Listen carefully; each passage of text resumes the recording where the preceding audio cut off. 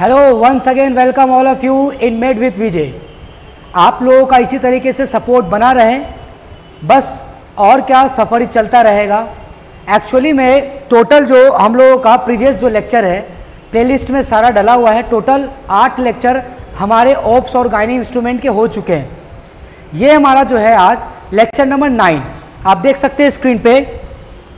Lecture number 9 है instrument used in oops और gynae, और आज का हमारा जो टॉपिक है वो है कॉचर्स फोर्सेप। इससे पहले हम लोगों ने प्रीवियस लेक्चर नंबर 8 में एलिस टिश्यू होल्डिंग फोर्सेप के बारे में पढ़ा और differences between vulsellum and Allis tissue holding forcep के बारे में पढ़ा। आज का जो लेक्चर नंबर 9 है इसमें हम लोग आज डिस्कस करने जा रहे हैं कॉचर्स फोर्सेप के बारे में। आखिर ये होते कैसे हैं, ये दिखते कैसे हैं, इसका काम कैसा है और इसके सारे फंक्शंस कैसे हैं, आज के लेक्चर में हम सारा डिटेल्स के बारे में इससे बात करेंगे। So let's welcome with the new instrument, और आज चालू करते हैं हम, that is called a Kocher's forceps.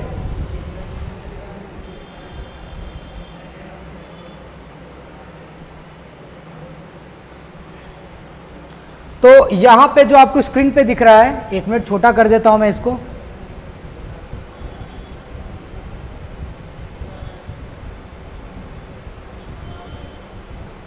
I hope so it is clear. हाँ भी क्लियर है, ठीक है। तो यहाँ पे ये जो इंस्ट्रूमेंट दिख रहा है आपको, that is called a Kocher forceps. देखो आप ज़रा यहाँ पे, ये यहाँ पे एंड पे जब आप देखोगे, having a double tooth on one another side, having a single tooth on one side. इस साइड में देखोगे तो एक टूथ होगा और इधर साइड में देखोगे तो 2 टूथ होंगे। ये टूथ, ये दोनों टूथ के बीच में जाके एडजस्ट हो जाता है। क्या बात समझ में आ रहा है? कॉचर्स फोर्सेप में अगर आप देखोगे तो ब्लेड के एक साइड में 2 टूथ निकले होते हैं एंड ब्लेड के दूसरे साइड में 1 टूथ निकले होते हैं। ये जो 1 टूथ है कॉचर फोर्सेप के ब्लेड में दूसरे टूथ के दोनों के बीच में जाके फंस जाते हैं। क्या बात समझ में आया? फिगर में आप एक बार फिर से देख सकते हैं, यहाँ पे डबल टूथ निकला हुआ है इस साइड में और यहाँ पे 1 टूथ है। Having single tooth on one side, having double tooth on another side, not having the gap between the blades, ये दोनों ब्लेड के बीच में गैप नहीं होंगे। इससे पहले आप लोगों ने जो पढ़ा था वल्सेलम, उसमें क्या था, दोनों के बीच में गैपिंग थे। और यहाँ पे क्या बोल रहा है कि यहाँ पे ये दोनों के बीच में, दोनों ब्लेड के बीच में गैपिंग नहीं है। यहाँ पे आप देख सकते हैं रैचेट लॉक दिख रहे हैं, जाहिर सी बात इंटरलॉकिंग होगी। यहाँ पे फिगर देखिए डिटेल में, यहाँ पे आप देखो सिंगल टूथ दिख रहा है एक, और यहाँ पे 2 टूथ दिख रहा है, डबल टूथ। यहाँ पे देखो लाइन ऐसे करके, that is called transverse serration entire blade. यहाँ पूरा इंटायर ब्लेड में आप देखोगे, पूरे लंबे ब्लेड में कि सेरेशन बना हुआ है। इस तरीके से ये स्ट्रक्चर्स बने हुए हैं, सेरेशन जिसको बोलते हैं ट्रांसवर्स सेरेशन, पूरे इंटायर ब्लेड पे बना हुआ है। तो आई होप सो कॉचर्स फोर्सेप के बारे में आपको समझ में आया होगा, ठीक है। आगे बढ़ते हैं हम लोग। और इससे पहले वाला जो हम लोगों ने पढ़ा था वल्सेलम, उसमें आप देखना कि दोनों ब्लेड के बीच में गैपिंग था, इसमें गैपिंग नहीं है, ठीक है। अब हम लोग देख रहे हैं डिफरेंसेस बिटवीन कॉचर्स फोर्सेप जो भी हम लोगों ने पढ़ा और एलिस टिश्यू फोर्सेप। अब ये दोनों के बीच डिफरेंस, प्रीवियस लेक्चर जो है, लेक्चर नंबर हमारा 8 जो है, उसमें एलिस टिश्यू फोर्सेप के बारे में काफ़ी ज़्यादा डिटेल्स हम लोगों ने ऑलरेडी पढ़ रखा है। तो यहाँ पे हम दोनों के बीच डिफरेंसेस देख रहे हैं। देखिए क्या है, पहला डिज़ाइन के बारे में। क्या 1 मिनट माइक ऑन है कि नहीं? हाँ क्लियर है, चलो ठीक। तो पहला देख रहे हैं डिज़ाइन के बारे में। तो क्या बोल रहा है, कॉचर्स फोर्सेप का अगर बात करें, और इधर है एलिस टिश्यू होल्डिंग फोर्सेप। तो यहाँ पे serrated jaw with a single tooth on each tip. एक टिप में सिंगल टूथ था, दूसरे वाले में डबल टूथ था। लेकिन इधर में देखो multiple short teeth on the grasping surface, 4 से 5 टूथ लाइक स्ट्रक्चर था। नहीं अगर पता है तो प्रीवियस लेक्चर में जाइए, लेक्चर नंबर 8 में आप वहाँ पे देख सकते हैं। दूसरा बात करते हैं प्राइमरी यूज के बारे में। Grasping tough tissues like fascia and tendons को ग्रैप्स करने के लिए, होल्ड करने के लिए इसको यूज करते हैं। यहाँ पे है holding and grasping tissue like fascia और स्किन, स्किन और फेसिया को होल्ड करने के लिए। नाम से ही पता चल रहा ना एलिस टिश्यू फोर्सेप, टिश्यू को होल्ड करने के लिए। तीसरा अगर मैं बात करता हूं इसके ग्रिप के बारे में, तो स्ट्रॉन्ग ग्रिप बनेगा, secure grip due to serrated jaws and tooth. इसके पूरा इंटायर ब्लेड पे आप देख रहे थे कि ट्रांसवर्स सेरेशन था पूरे इंटायर पे, जिसके कारण से ग्रिप काफ़ी ज़्यादा स्ट्रॉन्ग बनती है। लेकिन इसमें क्या होगा कि मॉडरेट ग्रिप बनेगी एलिस वाले में। हम लोगों ने लेक्चर नंबर 8 में एलिस, फोर्सेप और वेल्सेलम का भी डिफरेंसेस देख चुके थे, और उसमें हम लोगों ने देखा था कि वेल्सेलम जो है वो स्ट्रॉन्ग ग्रिप बना रहा था as comparison to the Allis forceps. Next है टिश्यू ट्रॉमा। तो जाहिर सी बात है ये है जो स्ट्रॉन्ग सिक्योर ग्रिप दे रहा है, तो टिश्यू में ज़्यादा धंस पाएगा, तो ज़्यादा धंसेगा, ज़्यादा ग्रिप बनाएगा, तो ट्रॉमा होने के चांसेस भी तो ज़्यादा होंगे ना। तो क्या लिखा है, higher potential for tissue trauma due to serrated jaws and tooth. यहाँ पे क्या है, lower potential for tissue trauma because the tooth distributed the pressure. Next है नंबर 5 एप्लीकेशंस की बात करता हूं। Used in general and orthopaedic surgeries for holding tough tissues. तो टफ टिश्यू को होल्ड करने के लिए ऑर्थोपेडिक्स में, मतलब कि हड्डियों वाला जो डॉक्टर है वो इस केस में कॉचस फोर्सेप को ज़्यादा यूज़ करते हैं। लेकिन इसमें देखो क्या है, used in general surgery for holding tissue securely with minimum trauma. कम से कम ट्रॉमा पड़ेगा और ज़्यादा से अच्छा टिश्यू को होल्ड कर पाएगा। नेक्स्ट है स्पेशल फीचर्स के बारे में, single tooth on each tip helping prevent slipping. जब टूथ है जब आपस में इंटरलॉकिंग हो जाएगा तो स्लिप होने में कोई दिक्कत नहीं, मतलब स्लिप नहीं होगा। Toothed design holds delicate tissue without causing significant damage. इसमें टूथ लाइक स्ट्रक्चर नहीं है कि बिल्कुल दांत गड़ गया और दांत गड़ा तो वहाँ पे ट्रॉमा बना देगा, तो यहाँ पे तो वैसी कुछ बात नहीं है। 4 से 5 टूथ लाइक स्ट्रक्चर से, बट पॉइंटेड उतना नहीं था, ठीक है। नेक्स्ट है मटेरियल की, typically made up of stainless steel से बनते हैं, ये ड्यूरेबिलिटी एंड स्टेबिलिटी कर सकते हैं। ये भी है जो है typically made up of stainless steel for stability, for durability and ease of sterilisation के लिए। नेक्स्ट है साइज, ये भी अलग अलग साइज में आते हैं और ये भी अलग अलग साइज में आते हैं। तो मैं एक बार इसको स्क्रीनशॉट में ले लेता हूँ, आप एक बार साइड में हो रहा हूँ, इसको स्क्रीनशॉट ले लीजिए आप, इसमें कोई दिक्कत नहीं होना चाहिए, दोनों में डिफरेंसेस। देखो इस लेक्चर्स की खासियत क्या है आप लोगों को मैं बताता हूँ। हम लोग इसमें सारा इंस्ट्रूमेंट तो डिस्कस कर ही रहे हैं, नो डाउट, कोई दिक्कत वाली बात नहीं है, लेकिन आप देखना हर एक points, each and every points को आपको अच्छे तरीके से डिस्कस किया जा रहा है।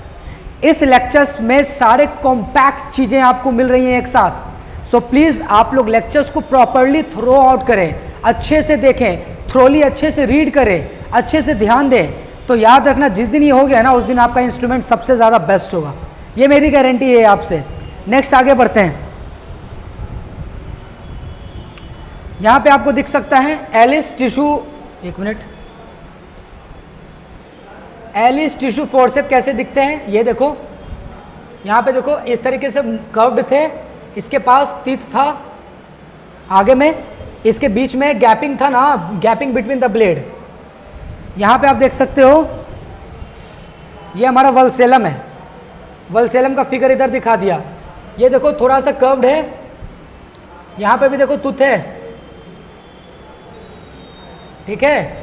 तो ये दोनों में अंतर ये है कि ये थोड़ा सा कर्व्ड है, इनवर्ड्स की तरफ होता है, और ये बिल्कुल स्ट्रेट है। दोनों ब्लेड के बीच में गैपिंग होगा, यहाँ पे देख सकते हो गैपिंग है between the blades, gapping are present between the blades.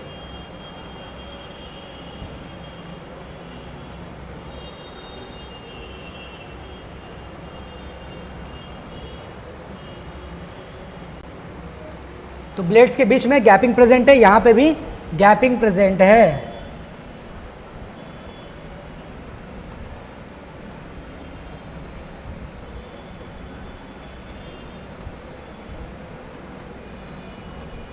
ठीक है, यहाँ तक क्लियर है। आगे बढ़ते हैं। ये है हमारा कॉचर्स फोर्सेप, इस तरीके से दिखता है। देखो ट्रांसवर्स दिख रहा है आपको, लाइनिंग सारा, ये कॉचर्स का है। ये ट्रांसवर्स सेरेशन आपको दिख रहा है, इसको क्या बोलते हैं?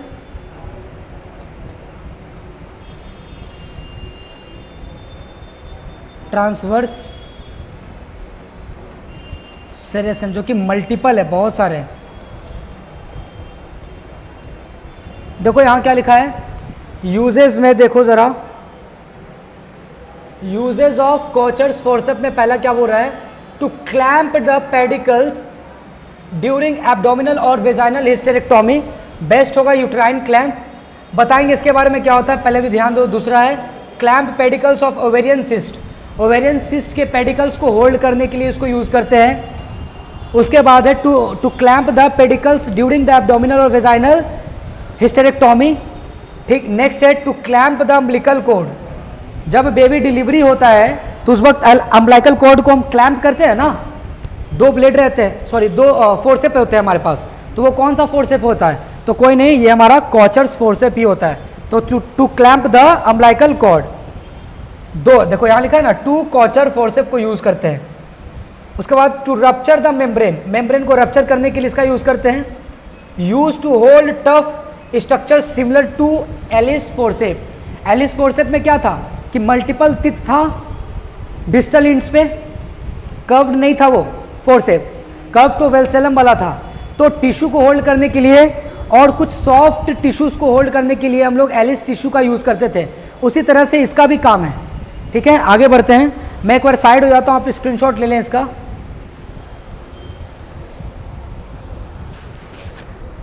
ओके आगे बढ़ते हैं। नेक्स्ट हमारे पास फोर्सेप जो आपको डील करने जा रहा हूं,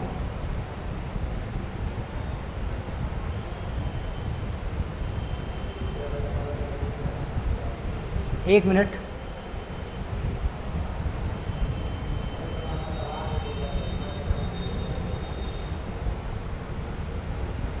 आई होप सो क्लियर है, थोड़ा नीचे कर देता हूं। हाँ, नेक्स्ट इंस्ट्रूमेंट की आज हम बात करेंगे and that instrument is called Green Armitage haemostatic forceps. नाम से पता चल रहा है पूरा कि ग्रीन आर्मिटेज हीमोस्टैटिक, मतलब कि ब्लड को रोकने में काम आता है फोर्सेप। बात समझ में आ रहा है, ग्रीन आर्मिटेज जो है हमारा ब्लड को रोकने में भी काम आता है। याद करो, जो जब LSCS जब सेगमेंट में सर्जरी दे रहे थे, लोअर सिजेरियन सॉरी LSCS की बात कर रहे थे, लोअर सेगमेंट सिजेरियन सेक्शन हम जब दे रहे थे, तो उस वक्त यूट्रस के इंसिजन पोर्शन को होल्ड करने के लिए हम एलिस टिश्यू का भी यूज कर रहे थे, एलिस टिश्यू होल्डर फोर्सेप का। और उसमें लिखा था साइड में क्या कि बेस्ट इंस्ट्रूमेंट उसके लिए क्या था, तो वो है हमारा ग्रीन आर्मिटेज हीमोस्टैटिक फोर्सेप। समझिए क्या लिखा हुआ है, क्या यहाँ लिखा हुआ है, to hold the uterine incision part during the LSCS, देखो लिख दिया ना।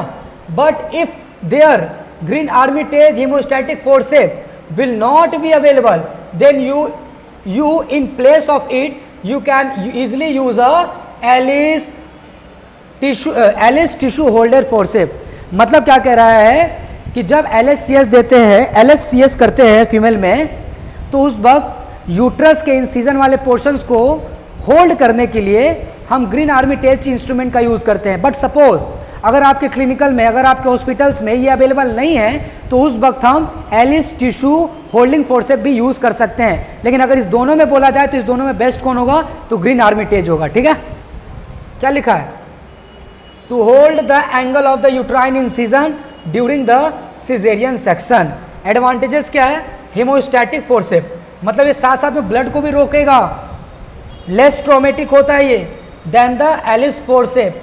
एलिस फोर्सेस के कंपेरिजन में ये कम ट्रॉमेटिक होता है, क्योंकि उसके पास तो तित थे, मल्टीपल तित थे, जो कि ट्रॉमेटिक केस काउज करा सकते थे। डिसएडवांटेजेस का क्या है, since it has a broad base, यहाँ बेस देख सकते हो, यहाँ ऊपर में देखो ब्रॉड बेस है और मल्टीपल सेरेशन यहाँ पे। Flat end has transverse serration, triangular flat end है, ऊपर वाला आप देख सकते हो ट्रायंगुलर फ्लैट एंड है और उसके पास ट्रांसवर्स सेरेशन है।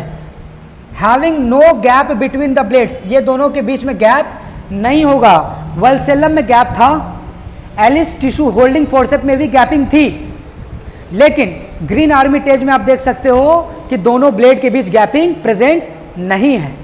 इससे पहले वाला जो इंस्ट्रूमेंट पढ़े थे हम लोग, ये वाला कोचर फोर्सेप, इसमें भी क्या था, गैपिंग नहीं था, no gapping between the blade.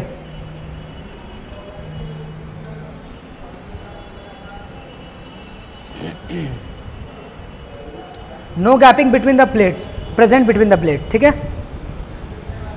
तो ये याद रखना है। नेक्स्ट है, उसी का क्या बोल रहा है, if held for a long time it can lead to pressure necrosis.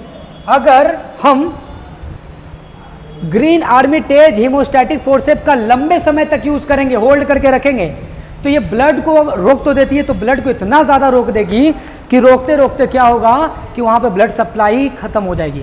और जब ब्लड सप्लाई खत्म हो जाएगी तो आपको पता है कि जहाँ पे ब्लड सप्लाई नहीं पहुँच पाती है तो वहाँ पे टिश्यू का नेक्रोसिस होने लग जाता है, टिश्यू सड़ने लग जाते हैं। क्या क्लियर है? तो इसके डिसएडवांटेजेस याद रखना है आपको कि ग्रीन आर्मिटेज फोर्सेप को अगर लंबे समय तक हम होल्ड करके छोड़ देते हैं जिसके कारण से प्रेशर नेक्रोसिस बना देता है वो, ठीक है। आगे बढ़ते हैं, नेक्स्ट इंस्ट्रूमेंट की बात करेंगे 19 नंबर, जिसका नाम है main God's uterine clamp.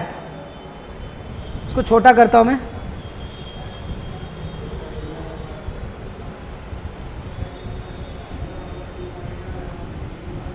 Okay, दिख रहा होगा आप लोगों को।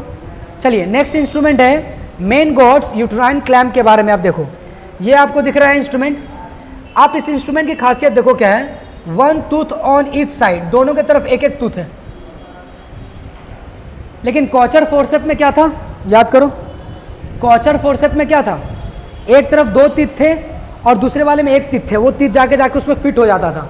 तो देखो Kocher forceps and Maingot's uterine clamp both having same function, the only difference is that on Kocher forceps there will be transverse serration but in main God's uterine clamp there is a longitudinal serration। देख सकते हो यहाँ पे longitudinal serration है।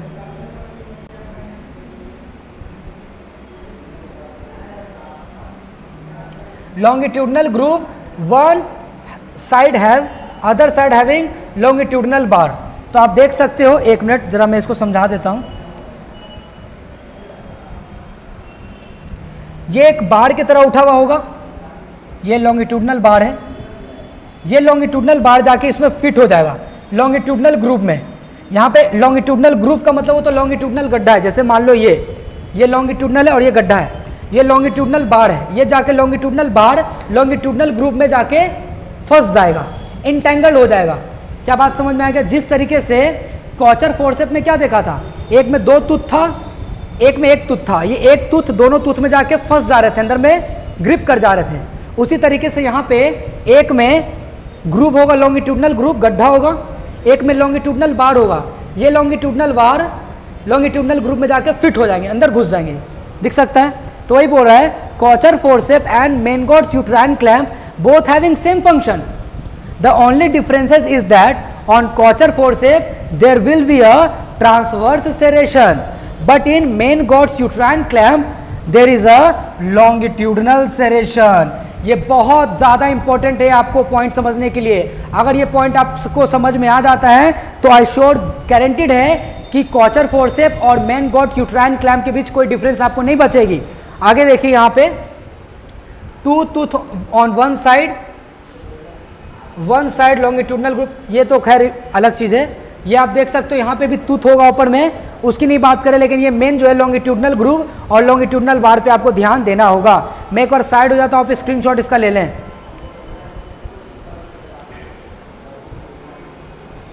ठीक है, आगे बढ़ते हैं। Uses of Maingot's uterine clamp, आपको दिख रहा है, थोड़ा छोटा कर देता हूँ मैं।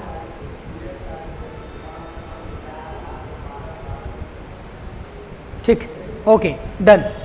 तो भी देख रहे हैं हम लोग uses of Maingot's uterine clamp के बारे में। तो क्या बोल रहा है, to clamp the pedicles in abdominal hysterectomy.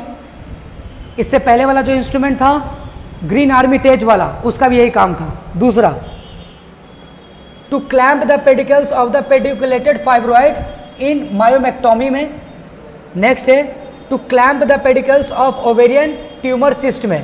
ठीक ग्रीन आर्मिटेज के तरह ये दोनों फंक्शन काम कर रहा है। Next, in ops to clamp the pedicles of uterus in caesarean section. Next है टू क्लैंप द कॉर्ड, तो कॉर्ड को क्लैंप करने के लिए ये भी यूज किया जाता है। इससे पहले मैंने क्या बताया था, ग्रीन आर्मिटेज, वो भी ग्रीन आर्मिटेज नहीं, एक मिनट रुक जाओ,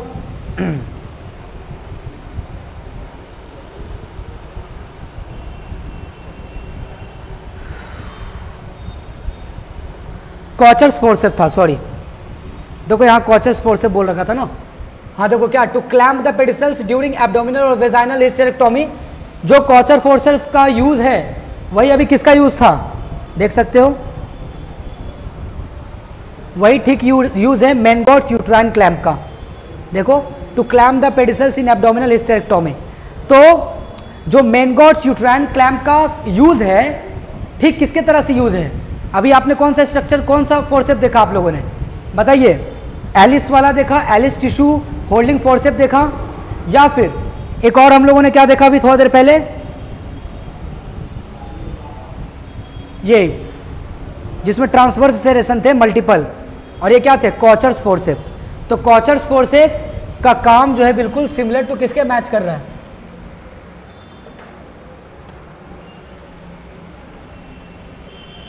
एक मिनट,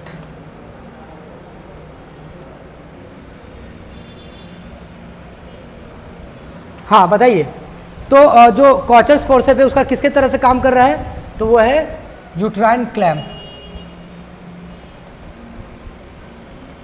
ठीक है, ये दोनों का फंक्शन लगभग सेम है।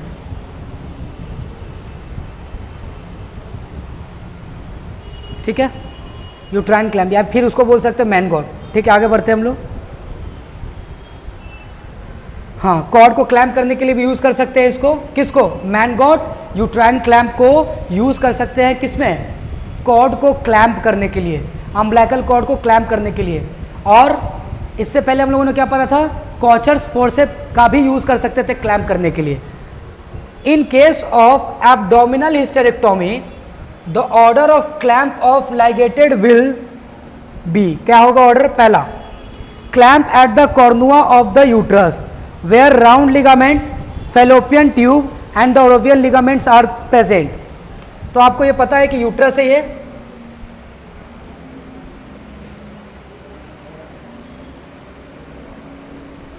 ये यूट्रस का एंगल है, ये क्या हमारा एंगल ऑफ यूट्रस,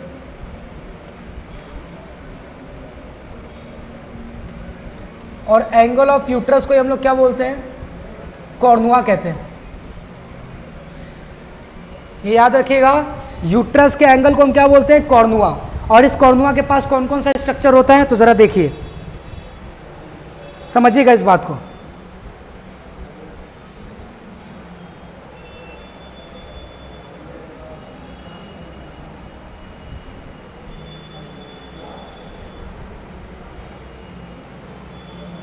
ये हमारा है एंगल ऑफ द यूट्रस,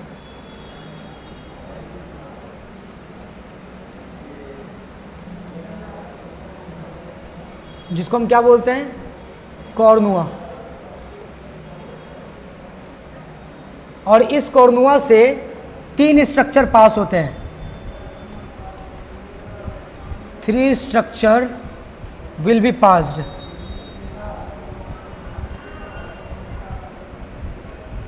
और वो कौन कौन से होंगे, नंबर 1 राउंड लिगामेंट,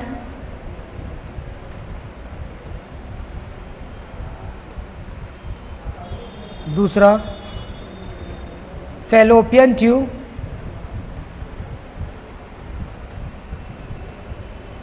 या फिर इसी को ओविडक्ट भी कहते हैं हम लोग, और तीसरा है ओवेरियन लिगामेंट।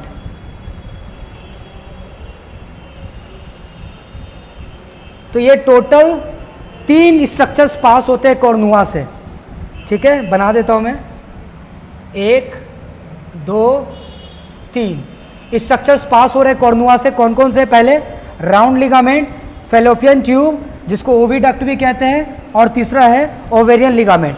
तो कॉर्नुआ साइट के एंगल पे क्लैंप करते हैं, किससे किससे, मैनगॉट यूट्राइन क्लैंप। मैनगॉट यूट्राइन क्लैंप का पहले हम कहाँ पे, मतलब कि अगर मान लो मेरे पास इंस्ट्रूमेंट है मैन गॉट यूट्राइन क्लैम्प, तो हमें स्टेप्स पता होना चाहिए कि पहले हम किसको क्लैम्प करेंगे, यूट्रस का कौन सा पोर्शन को क्लैम्प करेंगे, तो यूट्रस के कॉर्नुआ पोर्शन को क्लैम्प करेंगे।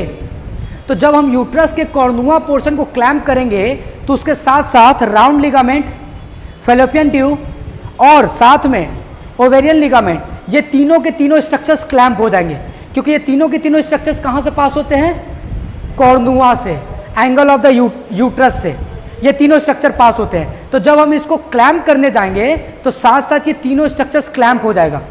क्या बात समझ में आ गया? किससे क्लैम्प करने जा रहे हैं? मैन गॉट यूट्राइन क्लैम्प से। ओके, आगे बढ़ते हैं हम लोग। और ये हमारा यूट्राइन कैविटी है ना।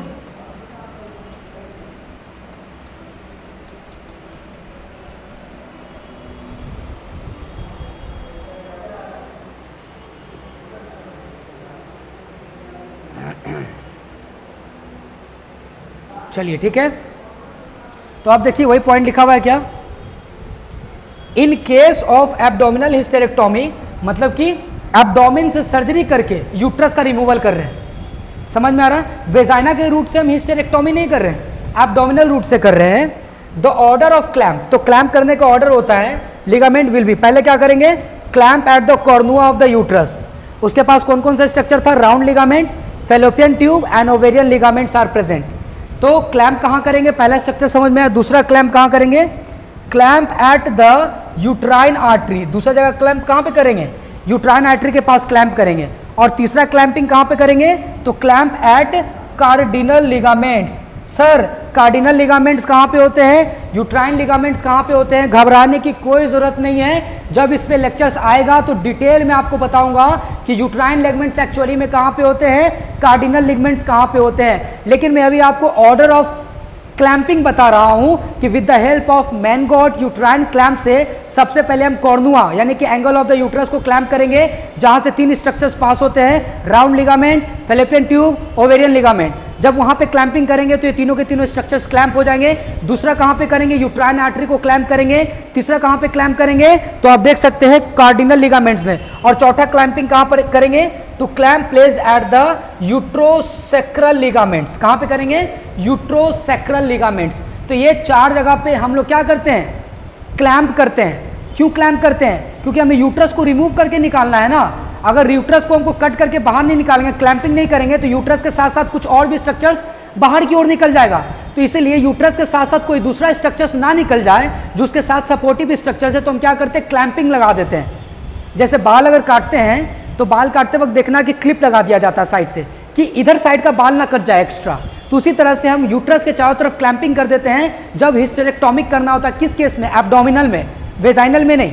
यहां तक बात समझ में आ रहा है? अगर आपको समझ में आ रहा है तो इस इफेक्ट के लिए एक लाइक तो बनता है। आगे बढ़ते हैं हम लोग।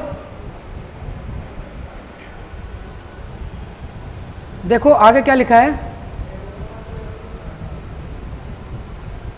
हाँ, but in case of vaginal hysterectomy, देखो इस बार हिस्टेरेक्टोमिक हो रहा है लेकिन वेजाइनल रूट से हो रहा है। The order of clamping will be opposite to the abdominal hysterectomy. तो एब्डोमिनल हिस्टेरेक्टोमी में क्लैंपिंग क्या था, सबसे पहले कॉर्नुआ को क्लैंपिंग किया, दूसरा यूट्राइन आर्टरी को क्लैंपिंग किया, तीसरा कार्डिनल लिगामेंट्स को किया, चौथा यूट्रोसैक्रल लिगामेंट्स को क्लैंपिंग किया। लेकिन जब वेजाइनल हिस्टेरेक्टोमी की बात करेंगे तो उल्टा कर दो, इसमें सबसे पहले क्या होगा, यूट्रोसैक्रल लिगामेंट्स को पहले होल्ड करेंगे, दूसरा क्या करेंगे हम लोग, कार्डिनल लिगामेंट्स को क्लैंप करेंगे, तीसरा क्या करेंगे, तीसरा क्लैंपिंग करेंगे यूट्राइन आर्टरी को करेंगे, और चौथा क्या करेंगे हम लोग, कॉर्नुआ यानी कि एंगल ऑफ द यूट्रस को क्लैंप करेंगे। मतलब वेजाइनल हिस्टेरेक्टोमी होगा उसमें ठीक उल्टा कर देना एब्डोमिनल हिस्टेरेक्टोमिक के केस से। एब्डोमिनल हिस्टेरेक्टोमिक में जैसा क्लैंपिंग कर रहे थे ना स्टेप बाय स्टेप, पहले में कुछ और दूसरे में कुछ और, वेजाइनल हिस्टेरेक्टोमिक के केस में क्या करना कि ठीक आप उल्टा कर देना। सबसे पहले क्या करेंगे हम लोग, यूट्रोसैक्रल क्लैंपिंग, लिगामेंट्स क्लैंपिंग, दूसरा कार्डिनल लिगामेंट्स क्लैंपिंग, तीसरा यूट्राइन आर्टरी क्लैंपिंग, एंड चौथा कॉर्नुआ यानी angle of the uterus clamping, जिसमें round ligaments, fallopian tube and ovarian ligaments तीनों के तीनों क्लैंप हो जाएंगे। आई होप सो आपको बढ़िया तरीके से समझ में आया होगा। आगे बढ़ते हैं, क्या लिखा है देखो, इसमें क्या करेंगे, clamp placed at the uterosacral ligaments, पहले ये करेंगे क्लैंपिंग। दूसरा क्लैंप एट कार्डिनल लिगामेंट्स फिर करेंगे। तीसरा clamp at the uterine artery करेंगे। एंड चौथा clamp at the cornua of the uterus. उल्टा हो गया ना, जस्ट अपोजिट टू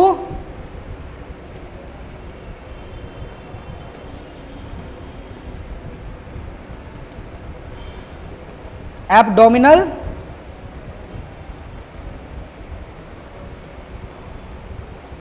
हिस्टेरेक्टोमी।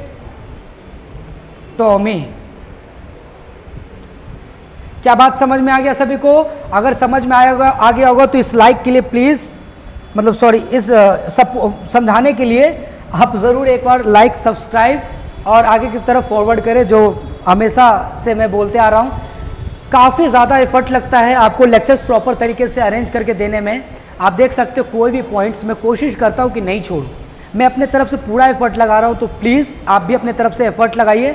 और मैं कोशिश करूँगा कि जल्द से जल्द मेरे पास वेब कैमरा का बंदोबस्त हो जाए, ताकि मैं बैठ के कुछ लेक्चर्स ले सकूँ, ताकि सीक्वेंस वाइज प्रॉपर वीडियोस चलती रहे। ये तो साइड से चलती रहेगी, और साथ साथ जब वेब कैम आ जाएंगे तो with the help of front to front देख के हम लोग सिटिंग अरेंजमेंट वे में लेक्चर्स को डील करते जाएंगे, क्योंकि अभी लेक्चर्स काफ़ी ज़्यादा लंबा लेना है, जर्नी काफ़ी ज़्यादा लंबा है, तो स्टार्टअप करना है अच्छे तरीके से। बिल्कुल सपोर्ट आप बनाए रखिए, नए नए कॉन्सेप्ट टेक्निक्स लाते रहेंगे, बस आप सपोर्ट करते रहिए। आगे बढ़ते हैं। मैं एक बार साइड हो जाता, आप स्क्रीनशॉट ले लीजिए इसका, मैं थोड़ा पानी पी लेता हूँ जब तक।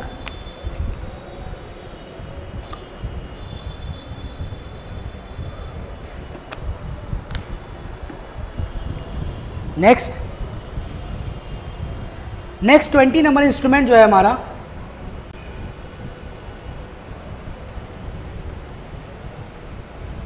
ठीक है, 20 नंबर इंस्ट्रूमेंट जो है हमारा वो है बैबकॉक्स फोर्सेप। नाम देख लो, बैबकॉक्स फोर्सेप। समझो क्या है ये हमारा जो फोर्सेप दिख रहा है, ऊपर में देखो इंट्स आर टर्न्ड इनवर्ड्स। जो हमारा ऊपर का जो डिस्टल इंट्स है ना,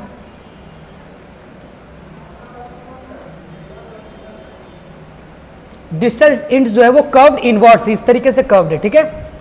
दोनों के बीच गैप है, gap is present in the tips which helps in the holding tubular structures. तो कोई ट्यूब लाइक स्ट्रक्चर्स होगा, उसको होल्ड करने में आसानी होगी। इस फिगर में आप देख सकते हैं, बिल्कुल ये कर्व दिख रहा है आपको, और जब ये क्लोज होगा, यहां देखो कर्व दिख रहा है, तो ये दोनों के बीच गैपिंग होंगे, ठीक है। गैपिंग आपको ये दिख रहा है, empty space. Note the ends do not have any tooth. इसके पास, बैबकॉक्स फोर्सेप के पास कोई भी टूथ प्रेजेंट नहीं है। स्ट्रक्चर्स को देख लीजिए। नेक्स्ट है, इसके बारे में कुछ इंपॉर्टेंट पॉइंट्स है। ये non traumatic instruments as it does not have tooth. जब इसके पास टूथ है ही नहीं तो ये ट्रोमेटिक हो कैसे सकता है। Next, used for holding delicate tubular structure. तो साफ शॉर्ट में आपको याद रखना है कि डेलिकेट ट्यूबुलर स्ट्रक्चर्स को होल्ड करने के लिए हम इस इंस्ट्रूमेंट का यूज करते हैं, और जिस इंस्ट्रूमेंट का नाम क्या है, बैबकॉक्स फोर्सेप। यहां पे आप देख सकते हैं फिगर, इंड के पास कर्व्ड है इनवर्ड्स, और दोनों कर्व्स इनवर्ड के बीच गैपिंग बने हुए हैं। आगे बढ़ते हैं। यूजेस देखो क्या है बैबकॉक्स फोर्सेप का। Uses of Babcock's forcep, it is used to hold tubular structure. Fallopian tube during the tubal ligation. Fallopian tube को होल्ड करने के लिए कौन सा फोर्सेप यूज करते हैं, तो बैबकॉक्स फोर्सेप। नेक्स्ट, राउंड लिगामेंट को भी होल्ड करने के लिए अपेंडिक्स ड्यूरिंग अपेंडेक्टोमी। अपेंडेक्टोमी का मतलब क्या होता है, removal of the surgical removal of the surgical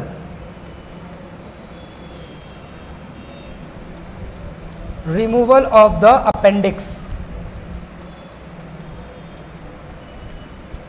तो जब अपेंडिक्स को निकालना होगा तो उसको पहले होल्ड करेंगे ना, अपेंडिक्स ड्यूरिंग अपेंडेक्टोमी, तो उस वक्त भी हम बैबकॉक्स फोर्सेप का यूज करते हैं। यूट्रस इन रेडिकल्स हिस्टेरेक्टोमी के केस में, और स्पर्मेटिक कॉर्ड। जो स्पर्मेटिक कॉर्ड्स क्या होते हैं, जो टेस्टिस को होल्ड करके रखते हैं ना, स्पर्मेटिक कॉर्ड। तो स्पर्मेटिक कॉर्ड को भी होल्ड करने के लिए हम बैबकॉक्स फोर्सेप का यूज करते हैं। तो यहां पे आप देख सकते हैं,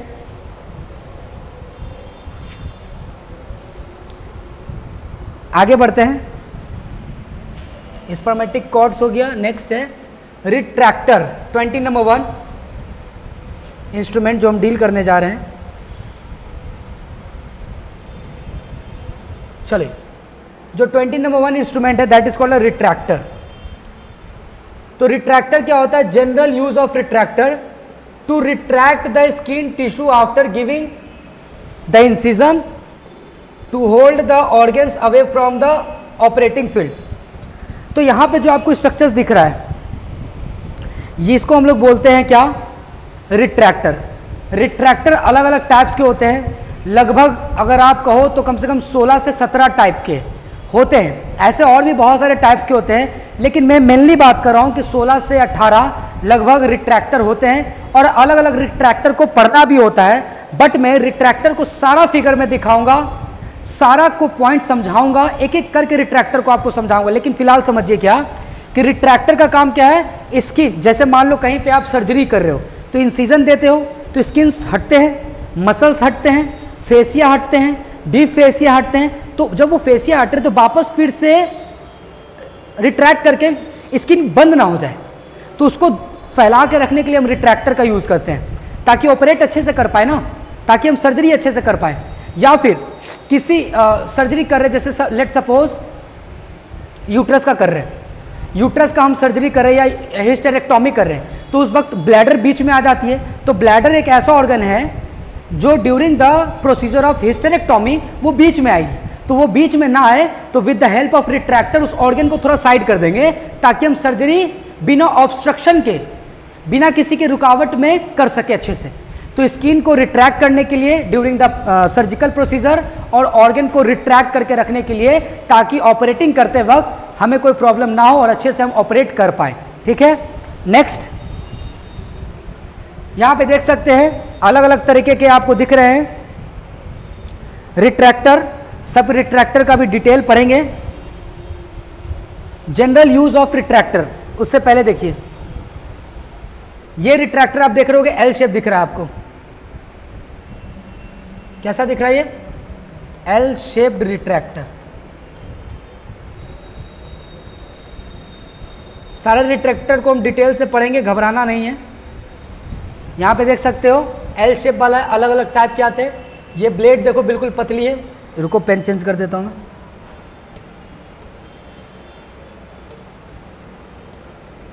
हाँ, ये ब्लेड ये देख सकते हो पतली है, ये ब्लेड थोड़ी सी चौड़ी है, और ये थोड़ा सा ब्लेड और भी चौड़ा है। ये ब्लेड कैसा होगा? बिल्कुल फ्लैट होगा, स्ट्रेट होगा, फ्लैट होगा, स्ट्रेट होगा, 90 डिग्री पे होगा। ये हमारा हैंडल हो गया, ठीक है। ये हैंडल के 90 डिग्री पे ये मुड़ा हुआ होगा। तो ये हमारा कैसा होता है? एल शेप है हमारा, दिख रहा है ना, एल शेप रिट्रैक्टर है।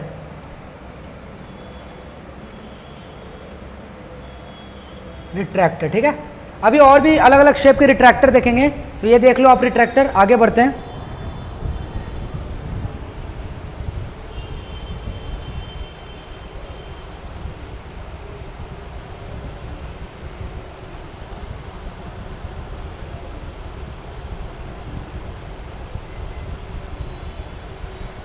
देखिए यहाँ पे एक बात लिखा है क्या, एक मिनट रुकिएगा।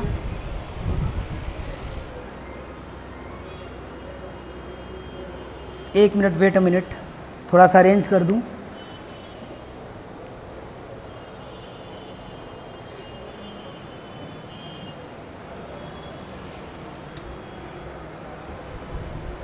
चलिए देखिए, जनरल यूजेस ऑफ रिट्रैक्टर देखिए क्या है, मैंने ऐसे समझाया है, फिर भी देख लो। Retractors are surgical instrument use to hold back tissues and organs, providing surgeon with better visibility and access to the area being operated on. Here are the some general uses. जब एक सर्जन सर्जरी कर रहा होगा तो उस वक्त operate करते वक्त कोई ऑर्गन बीच में ना आ जाए, कोई स्किन बीच में ना आ जाए, इसलिए हम रिट्रैक्ट करके रखते हैं ताकि प्रॉपर विजुअलिटी हमारी हो, प्रॉपर तरीके से ऑपरेट कर पाए। होल्डिंग बैक टिश्यू, क्या बोल रहा है, retractors keep incision open by holding back the edge of the incision of the tissue within allowing surgeon to work freely. तो सर्जन को वर्क अच्छे तरीके से करने के लिए क्या कर रहा है, रिट्रैक्टर को हम यूज करेंगे इंसिजन वाले एरिया पे, जहां पे चीरा लगाया गया है उस एरिया पे रिट्रैक्टर लगा के हम और थोड़ा सा स्ट्रेच कर देंगे ताकि प्रॉपर तरीके से अंदर में विजुअलाइज हो सके स्ट्रक्चर्स। तो हम रिट्रैक्टर का यूज करके इंसिजन वाले पार्ट को डायरेक्ट अच्छे तरीके से कर सकेंगे और प्रॉपर विजिबिलिटी जब हमें मिलेगा तो प्रॉपर अच्छे तरीके से हम ऑपरेट कर पाएंगे सर्जिकल ऑपरेशन। नेक्स्ट है इंप्रूविंग विजिबिलिटी। विजिबिलिटी क्या हो जाएगा, इंप्रूव हो जाएगा ना रिट्रैक्टर यूज करने पे। They are essential for maintaining a clear view of the surgical field specially in deep और कॉम्प्लेक्स प्रोसीजर। नेक्स्ट है स्टेबलाइजिंग ऑर्गन्स, ऑर्गन को स्टेबलाइजिंग करने में भी मदद करता है। During surgeries retractors help in stabilising organs and tissue preventing them from interfering with the operating.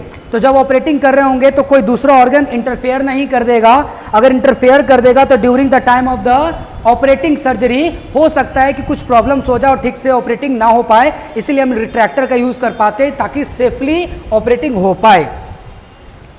Next है प्रोटेक्टिंग सराउंडिंग्स स्ट्रक्चर्स, मतलब जब हम कहीं ऑपरेट कर रहे होंगे तो बाकी के स्ट्रक्चर्स डैमेज ना हो जाए, बाकी के स्ट्रक्चर्स में सर्जन कट ना कर दे, तो प्रोटेक्ट करने के लिए क्या किए, उस ऑर्गन को साइड कर देंगे, टिश्यू को डायलेट कर देंगे। By holding tissue aside retractor protect surrounding structures from accidental damage during the surgery. तो सर्जरी करते वक्त कहीं और दूसरे जगह कट ना हो जाए, कहीं और ऑर्गन डैमेज दूसरा ना हो जाए, इसलिए रिट्रैक्टर के हेल्प से हम उसको साइड कर देते हैं ताकि जब मैं प्रोसीजर करूं तो दूसरा ऑर्गन या हमारा दूसरा स्किन वाला पार्ट्स एक्सीडेंट में ना आ जाए। ऐसा नहीं कि जहां पे ऑपरेटिंग करना साथ साथ में दूसरे जगह भी इंसिजन लग जाए, कट जाए, ठीक है। Facilitating axes, they enable access to hard to reach areas within the body making it easier for surgeon to perform precise operation। तो वही सारी बात है, आप चाहे तो इसको बढ़िया तरीके से पढ़ लीजिएगा। मैं एक बार स्क्रीन से साइड हो जाता हूं, आप इसका स्क्रीनशॉट ले लीजिए प्रॉपर तरीके से। एक मिनट, जो पॉइंट कट रहे हैं अब देखिए अच्छे तरीके से आ गया, तो आप इसको प्रॉपर तरीके से स्क्रीनशॉट ले लीजिए। आगे बढ़ते हैं। Types of surgical retractor, surgical retractors के टाइप होते हैं कौन कौन सा, पहला है हैंड हेल्ड रिट्रैक्टर, दूसरा है सेल्फ रिटेनिंग रिट्रैक्टर। नाम से पता चल रहा है सेल्फ रिटेनिंग, मतलब कि एक बार खुद से एडजस्ट कर दोगे तो दूसरे हेल्पर की नीड नहीं पड़ेगी इस रिट्रैक्टर में। हैंड हेल्ड रिट्रैक्टर में क्या होगा, एक एक्स्ट्रा हेल्पर की नीड होगी, आपको एक एक्स्ट्रा मेडिकल पर्सन रिक्वायर्ड होंगे, ठीक है। तीसरा स्पेशलाइज्ड रिट्रैक्टर, चौथा गायनोकोलॉजिकल रिट्रैक्टर, मतलब कि फीमेल रिप्रोडक्टिव सिस्टम में जो यूज होगा। पांचवा ऑर्थोपेडिक्स रिट्रैक्टर, ये 5 तरीके के रिट्रैक्टर हो गए। और न्यूरोसर्जिकल रिट्रैक्टर, तो टोटल 6 तरीके के रिट्रैक्टर आपको पढ़ने हैं और वो भी काफी ज्यादा डेप्थ हो गया। ये इतना ज़्यादा रिट्रैक्टर आपके किताब में हो सकता नहीं दिया हो, लेकिन आपको जानना ज़रूरी है क्योंकि इसमें से बहुत सारे रिट्रैक्टर पे क्वेश्चंस एमएसएन से रिलेटेड में एग्जामिनेशन में आ चुके हैं ऑलरेडी। क्योंकि देखो मैं जो इंस्ट्रूमेंट पढ़ रहा हूँ ये कोई ज़रूरी नहीं कि सिर्फ गायनी में ही आपका यूज़ होगा। ये जो रिट्रैक्टर है सर्जरी प्रोसेस में भी यूज़ होते हैं ना, तो 2 जगह आपका एक जगह काम आ जाएगा, ठीक है। तो समझते हैं सारा को। देखो पहला कौन सा था, hand held retractor. Hand held retractor further 3 type के होते हैं। कौन सा, पहला होता है डेवर रिट्रैक्टर, एक मिनट, डेवर रिट्रैक्टर, दूसरा है आर्मी नेवी रिट्रैक्टर और तीसरा है सेन रिट्रैक्टर। तो टोटल 3 तरह के रिट्रैक्टर जो हैं वो कैसे होते हैं, हैंड हेल्ड रिट्रैक्टर होते हैं। हैंड हेल्ड रिट्रैक्टर 3 टाइप के, कौन कौन से हैं, Deaver's retractor, army navy retractor, Senn retractor. दूसरा हम लोग पढ़ने जा रहे हैं सेल्फ रिटेनिंग रिट्रैक्टर। इसमें कौन कौन सा है, एक तो है हमारा Weitlaner retractor, Balfour retractor, Gelpi retractor. तो हैंड हेल्ड रिट्रैक्टर ये 3 टाइप के हो गए। सेल्फ रिटेनिंग रिट्रैक्टर, ये 3 टाइप के हो गए, कौन कौन सा? Weitlaner retractor, Balfour retractor, Gelpi retractor. Next है हमारा थर्ड स्पेशलाइज्ड रिट्रैक्टर, और वो कौन कौन सा है हमारा? पहला है रेक रिट्रैक्टर, RAKE, दूसरा है रेचिडसन रिट्रैक्टर, और तीसरा है हैरिंगटन रिट्रैक्टर, या फिर इसी को हम लोग बोलते हैं स्वीट हार्ट रिट्रैक्टर। तो आप देख सकते हैं यहाँ पे मैंने 3 पहले रिट्रैक्टर को अच्छे तरीके से बता दिया, एक बार फिर से देख लीजिए। जो हैंड हेल्ड रिट्रैक्टर है वो 3 टाइप के कौन कौन से? डेवर रिट्रैक्टर, आर्मी नेवी रिट्रैक्टर और सेन रिट्रैक्टर। दूसरा है सेल्फ रिटेनिंग रिट्रैक्टर, ये भी 3 टाइप के हैं, Weitlaner retractor, Balfour retractor, Gelpi retractor. Specialised retractor भी 3 टाइप के हैं, रेक रिट्रैक्टर, रिचर्डसन रिट्रैक्टर और हैरिंगटन रिट्रैक्टर, या इसी का नाम है स्वीट हार्ट रिट्रैक्टर। और चौथा है हमारा गायनेकोलॉजिकल रिट्रैक्टर। गायनेकोलॉजिकल रिट्रैक्टर में कौन आता है? पहले इसका आप स्क्रीनशॉट लीजिए, फिर आगे बढ़ते हैं। ओके, गायनेकोलॉजिकल में आपका यूज आ रहा है वो है सिम्स रिट्रैक्टर। सिम्स स्पेकुलम हम लोग अच्छे तरीके से पढ़ चुके हैं, लेक्चर नंबर 1 आप देखिएगा जाके। नेक्स्ट अवार्ड वेटेड स्पेकुलम, इसको भी डिटेल में हम लोगों ने पढ़ा है। और तीसरा है हेनी रिट्रैक्टर। तो ये 3 रिट्रैक्टर मैंने पढ़ा किसमें? गायनेकोलॉजिकल रिट्रैक्टर में। कौन कौन सा था? पहला सिम्स रिट्रैक्टर, दूसरा अवार्ड वेटेड स्पेकुलम, तीसरा हेनी रिट्रैक्टर। नेक्स्ट 5वां पढ़ते हैं ऑर्थोपेडिक्स रिट्रैक्टर, जिसमें है कौन कौन सा? होमैन रिट्रैक्टर और बेनेट रिट्रैक्टर। छठा है न्यूरोसर्जिकल रिट्रैक्टर, जिसमें है लायला रिट्रैक्टर, नॉट लायला रिट्रैक्टर, एंड सेकेंड है हमारा ग्रीनबर्ग रिट्रैक्टर। ये टोटल रिट्रैक्टर कितने हो गए? देखिए 3, 3 6, 3 9, एक नीचे 10, 11 12 13 14 15 16, ये टोटल 16 टाइप के रिट्रैक्टर आपको बता दिए गए। और 16 टाइप के रिट्रैक्टर का सारा इंपॉर्टेंट पॉइंट्स इधर दे रखा है कि किस में यूज होता है। मैं सबकी फिगर आपको दिखाने जा रहा हूं, घबराना नहीं है, दिल थाम के बैठिए। सारा रिट्रैक्टर का फिगर एक बार में सब देखेंगे और समझेंगे। तो स्टार्ट करते हैं। सबसे पहला है हमारा, ये बात समझिए, to retract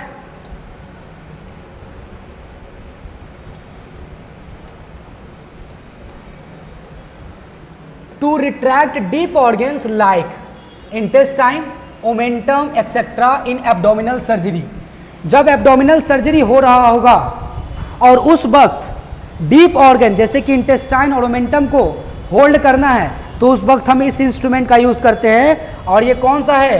hand held retractor. और हैंड हेल्ड रिट्रैक्टर में सबसे पहला कौन सा था? डेवर रिट्रैक्टर, नॉट देवर नहीं, डेवर रिट्रैक्टर। कैसे? देखो, हैंड हेल्ड रिट्रैक्टर में, एक मिनट नीचे करने दो। हैंड हेल्ड रिट्रैक्टर में सबसे पहला कौन सा है? डेवर रिट्रैक्टर। इसी के बारे में बात कर रहा हूं मैं, एक एक करके सारा बात कर रहे हो। तो आप देख सकते हो हैंड हेल्ड रिट्रैक्टर में क्या है हमारा? डेवर्स रिट्रैक्टर। इस कदर से दिखता है डेवर्स रिट्रैक्टर। देखो क्या लिखा है इसमें, लॉन्ग कर्व्ड, एक मिनट क्या हो गया,